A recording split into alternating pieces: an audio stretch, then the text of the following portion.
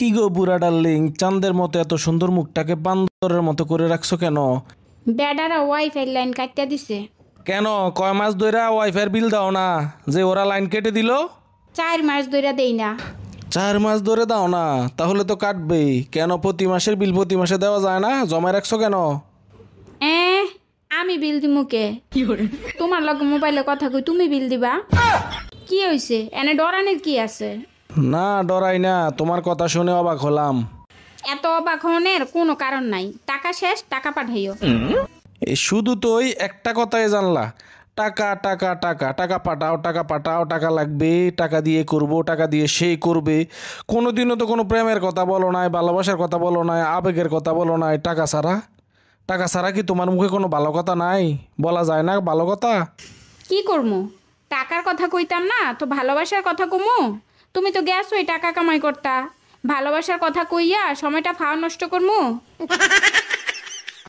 এই শুনছো, পাশের বাড়ির ভাই ভাবিরে বাইন্দা পিটাচ্ছে। মারবে না চুম্মা দেবে? মাঝরাতে কার সাথে জানি দেখা করতে গেছিল, ভাই দেখে ফেলাইছে। চলো তো গিয়ে শুনে আসি কার সাথে দেখা করতে গেছিল।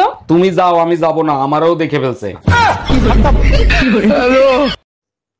নতুন বউ বাড়িতে আইসা ভদ্র ব্যবহার, কয়দিন গেলে মুখের সাথে পারা যায় না আর। তুমিও তো নতুন নতুন কইতা সুহাগ করে, কোনদিন করমু না ঝগড়া, ভালোবাসমু তরে। ভালো আমি বাসি ঠিকই, তুমি তো বাসো না, আমি একটু রাগ করিলে তুমি তো ছাড়ো না। আজ পর্যন্ত কোনো পুরুষ মানুষকে দেখিনি যে তার স্ত্রীর জন্য বাবা মাকে ছেড়ে দিয়েছে, কিন্তু এমন হাজারো নারীকে দেখেছি যে তার স্বামীর জন্য তার বাবা মাকে ত্যাগ করে দিয়েছে। আর আমার এই কথাটা অনেক ভাইয়াদের হয়তোবা খারাপ লাগবে, তবে এটাই সত্যি। আমি সবকিছু মুখ বন্ধ করে চুপচাপ সহ্য করি, তাই বলে এটা ভেবো না যে আমার কষ্ট হয় না। একটা কথা জানো তো, পাথর কিন্তু অনেক শক্ত, কিন্তু বারবার যদি তুমি তাকে আঘাত করতে থাকো, দেখবে একটা সময় সে ভেঙে গেছে। সেখানে আমি তো ভাই মানুষ। ওই ভাবিরা শোনো, তোমাদেরকে একটা বুদ্ধি দেই। আমার এই বুদ্ধি তোমরা যদি খাটাও, দেখবা তোমরা বস্তায় বস্তায় টাকার মালিক হইতে পারবা। আমি 100% গ্যারান্টি দিতেছি। বুদ্ধিটা দিমু ব্যবসা সম্পর্কে। একটা জিনিস মাথায় রাখবা, চাকরির থেকে ব্যবসায় লাভ বেশি। যদি তুমি সফল হইতে পারো, ব্যবসাটা হইল জামাইয়ের টাকা চুরি করবা, চুরি কইরা এই টাকা আবার জামাইরে ধার দিবা। সময় দিবা হাইস্ট 1 সপ্তাহ। মাথায় রাখবা, সময় যত কম দিবা লাভ তত বেশি। ধরলাম তুমি 1 সপ্তাহে দিছো, দেওয়ার সময় বইলা দিবা সপ্তাহের মধ্যে দিতে না পারলে ডাবল।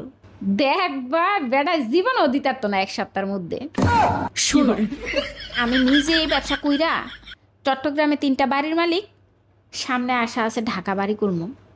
সমস্যা কি? পরে জামাইরে গিফট করমু।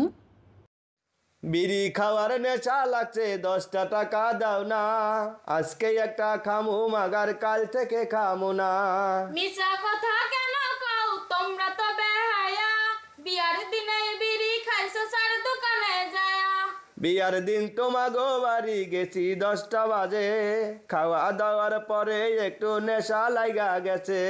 কেমনে কও গো মিছা কথা, কাল থেকে খামু না, বিয়ার দিনে 2টা ঘন্টা থাকতে পারলা না।